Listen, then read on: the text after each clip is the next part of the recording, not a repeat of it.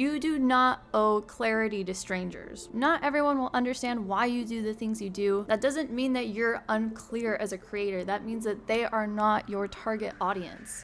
If you've ever stopped yourself from posting something, trying something, or being visible online because you didn't want to look cringe, this video is for you. On TikTok, people have been calling this phase Cringe Mountain. You ask, what is Cringe Mountain? Cringe Mountain is the stage of where you're hyper aware of how you look, how you sound, how people might interpret you, how you dress. The list goes on and on. You might tend to overthink, over-explain, and you feel this pressure to prove that what you're doing is valid. And it shows up a lot in my life, especially in spaces like VR or dance or anything that doesn't fit into any known labels. And the irony of this is that Cringe Mountain doesn't mean that you're doing something wrong, and it usually means that you're just doing something new. Now hear me out. In my real world example, I am a TikTok live streamer that dances in virtual reality, but I also show my real self with the self-tracking camera, matching the movements of both me and the avatar. Crazy, I know. Some days it's all sunshine and rainbows and chat is overflowing with love, as they should be, because period. When my lives or videos hit a certain side of the For You page, girl, it is a war zone. I get weirdos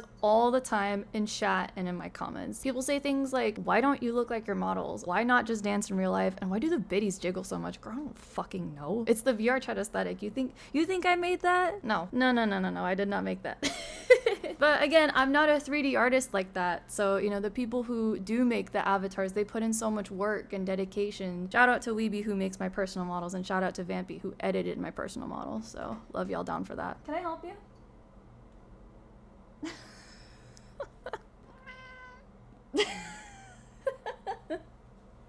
Girl, you're being a menace. Okay. Girl, I swear to God. At first, it really used to bother me why they wouldn't just scroll instead of just being an asshole. But that's when I realized something really important. The moment you start correcting people's narratives about you, you hand them control of your story. Because now you're reacting instead of just creating. Most of the time, people who want an explanation aren't really looking to understand you. They've already made up their mind about how they feel about you, and it's not worth your energy. Here are 3 mental shifts that really helped me get over Cringe Mountain, and hopefully these will help you as well. Number 1. You do not owe clarity to strangers. Not everyone will understand why you do the things you do. That doesn't mean that you're unclear as a creator. That means that they are not your target audience. Going back to my example of both being a VR and IRL dancer, I stand so firmly in my beliefs and trust my path forward that I continue to create despite the noise. Many people see what I do and try to project their opinions onto me, but at the end of the day, that is not how I view myself, and I don't claim their narrative, period. Shift number 2, cringe is a proximity effect. Cringe usually hits the hardest when you're the most vulnerable and care so deeply about the desired outcome when you're creating or posting.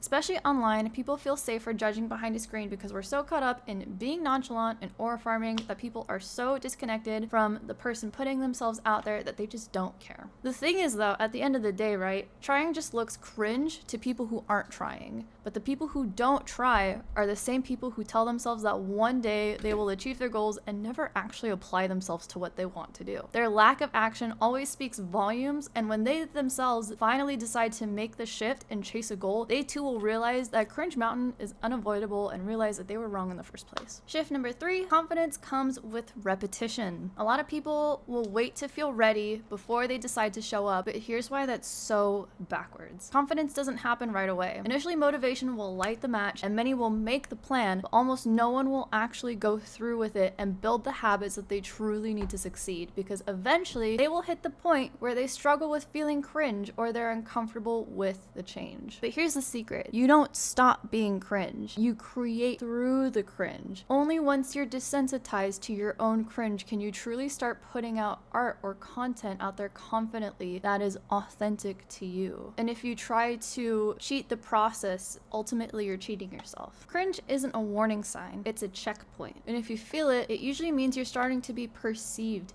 as an artist or as a creator. And that's not failure, that's growth. If you're struggling with being misunderstood as a content creator, get crystal clear and specific on your vision and just keep going. You don't need to prove yourself to people who were never meant to get it in the first place. Cringe Mountain isn't something you avoid. It's a phase where you get clear on your vision as a creator, encourages you to hunker down and put in the work, and you will certainly come out the other side unapologetically authentic. And in a world of content and sharing your art, that is the clarity that can change your life. If this helped, leave a like and a comment. I love seeing creatives encourage and inspire one another. And if you're new here, I post post VR dance, commentary, honest conversations about dance, and I'd love to have you stick around. Mwah. Bye.